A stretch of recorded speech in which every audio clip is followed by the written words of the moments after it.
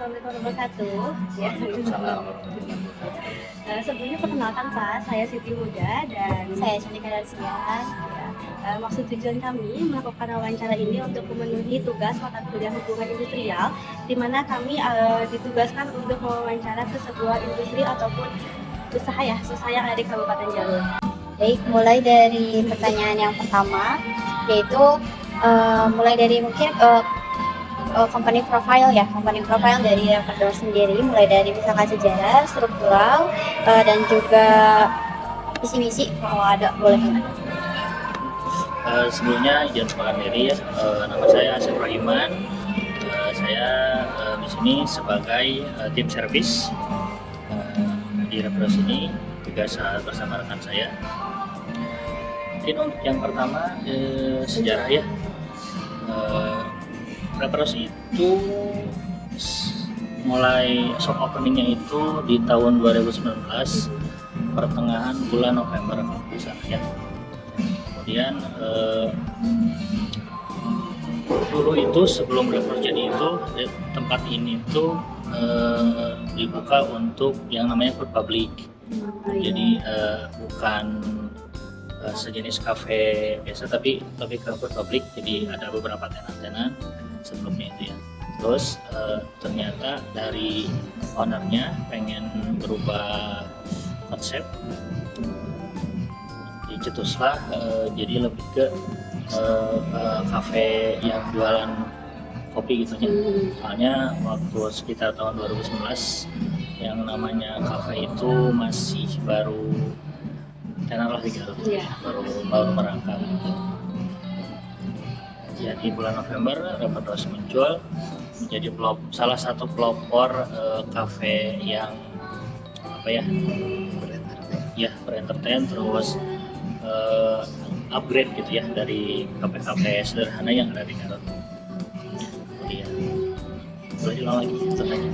Selanjutnya yaitu untuk struktural organisasi di Raperda itu siapa saja? Untuk di tahun sekarang mungkin Raperda berdirinya udah mau 5 tahun ya.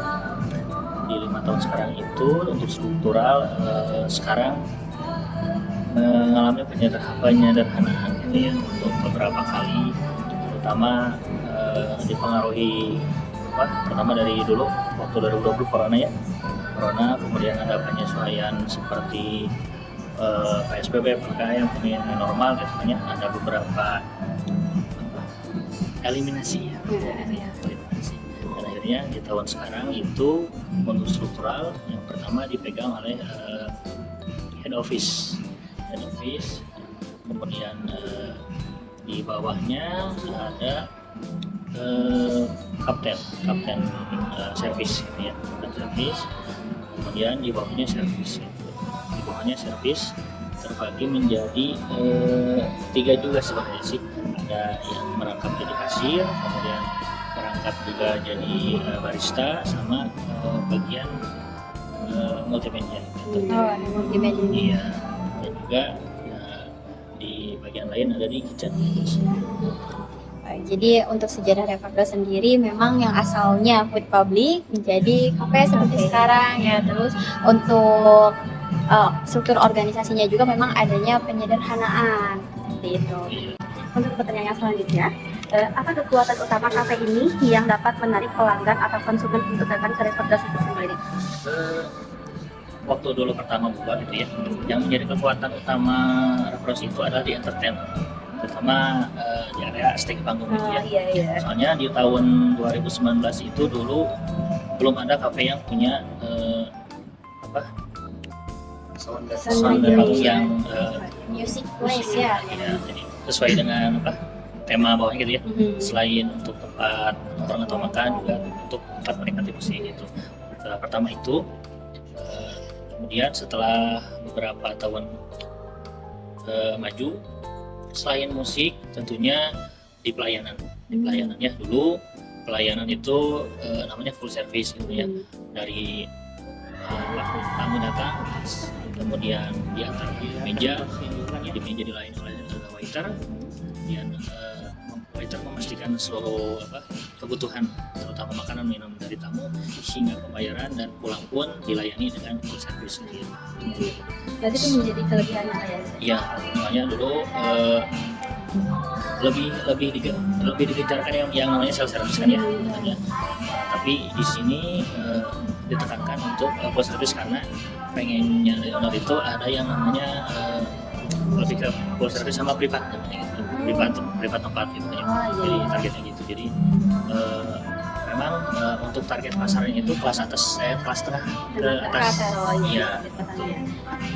Untuk maksud dari privat tempat itu kayak gimana Pak? Dilihat dari posisinya juga kan ya, memang nggak di bawah, walaupun pinggir jalan tapi tetap tertutup gitu dari atas gitu. Nah targetannya itu untuk orang-orang yang memang pengen privat gitu, jadi pengen eksklusif juga, privat eksklusif gitu, tanpa mungkin gangguan biasanya yang ketika kita nongkrong di lebih ke pinggir jalan gitu. Itu mungkin. Selanjutnya itu bagaimana strategi marketing yang digunakan kafe ini, mulai dari misalkan dari brand awareness-nya ataupun dari produk-produk dan menu yang terbaru di sini, bagaimana? Untuk strategi marketing itu ya, untuk sekarang itu lebih digencarkan itu untuk event sih, event kayak event musik, kemudian dari komunitas terutama ya, terus ada yang namanya wedding ya, ataupun tunangan juga sering di sini katanya.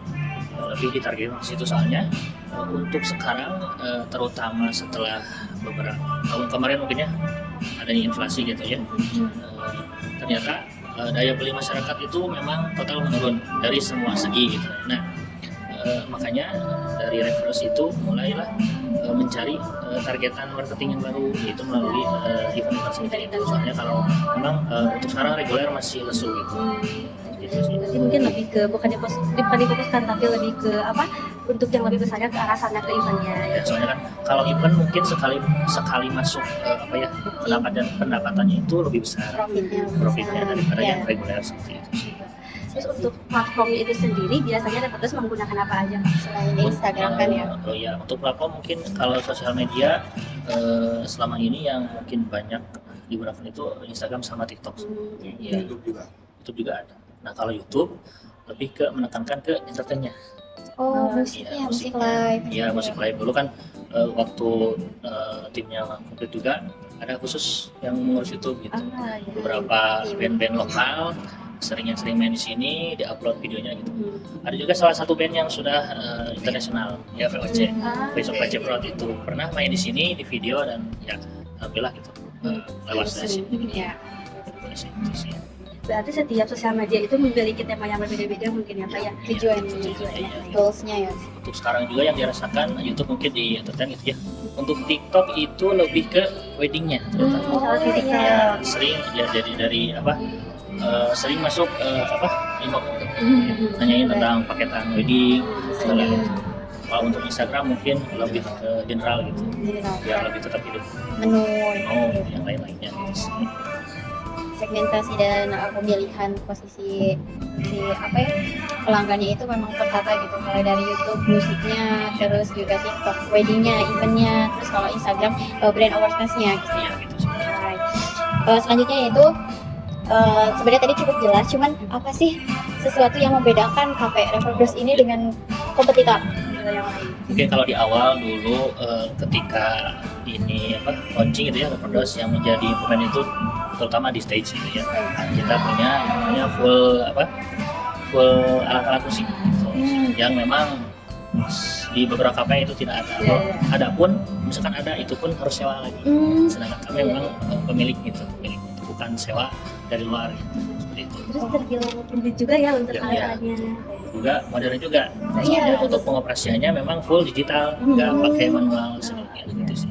Terus yang kedua, sebelumnya mungkin kita punya yang namanya mesin kopi, namanya Victoria Arduino, atau lebih dikenal yang namanya Black Eagle.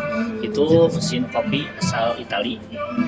yang dulu pernah terkenal viral dipakai untuk kompetisi dunia. Nah di Garut cuman Ya. Berarti itu juga bisa jadi bahan tarik untuk orang-orang datang ke sini Iya. gitu ya. Apalagi pecinta kopi ya Betul. pasti ya.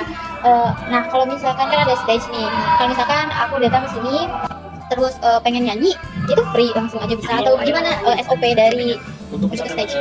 pengen nyanyi atau karaoke namanya, bisa kalau karaoke itu biasanya ada sesi sih. Misalkan kita kan ada live musiknya itu di hari Sabtu Minggu. Nah biasanya hari Jumat juga ada untuk jadi untuk Jumat biasanya ada open mic gitu. Jadi untuk tamu yang berkunjung yang hobi bisa sambil karaoke gitu.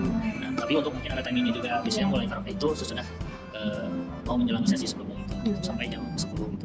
Live musik juga sama dari Isa sampai jam 10. Nah itu selain karaoke itu juga bisa semua lagu lah. free ya? Tapi kalau misalnya mau mengajukannya berarti apakah ada kontak personnya itu sendiri atau melalui Instagram?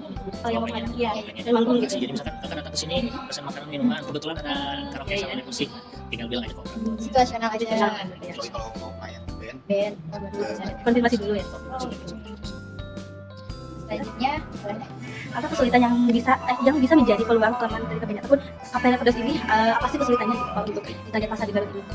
Mungkin untuk kesulitannya di tahun-tahun sekarang, terutama di tahun 2023 lah, ketika kita mengalami ya sama-sama ya setelah corona ada yang namanya new normal dan juga kemarin ada inflasi. Nah karena daya beli masyarakatnya menurun gitu kan ya, otomatis adanya penurunan kelas kan, konsumen juga dari yang pertamanya dia itu mereka itu kelas menengah, ternyata mereka menjadi konsumen yang lebih selektif kan, selektif dalam memilih ketika dia kafe itu apakah kebutuhan atau hiburan.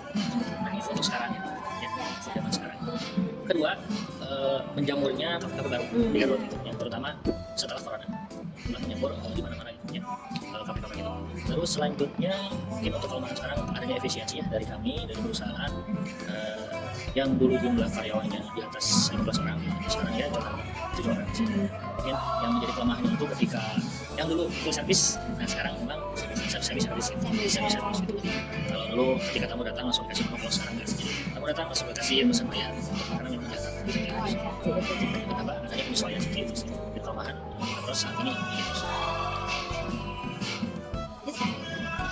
Selanjutnya, apa pernah ada nggak sih Pak keluhan dari pelanggannya itu sendiri terhadap Pedas? Yang namanya manusia gitu kan ya, ketika dilayani ataupun pelayannya juga pasti ada yang namanya gesekan gitu kan ya, ataupun ketidakcocokan ketika melakukan transaksi gitu. Mungkin yang sering ketika seseorang itu beli untuk kafe gitu, melakukan konsumen gitu, biasanya timing sih, adanya ketidakcocokan dengan timing, pengennya cepat ternyata dari kitchennya ada kesalahan gitu, ataupun ketika kaminya sedang ramai gitu kan ya, pemesanan bisa lebih dari 1 jam atau overtime gitu.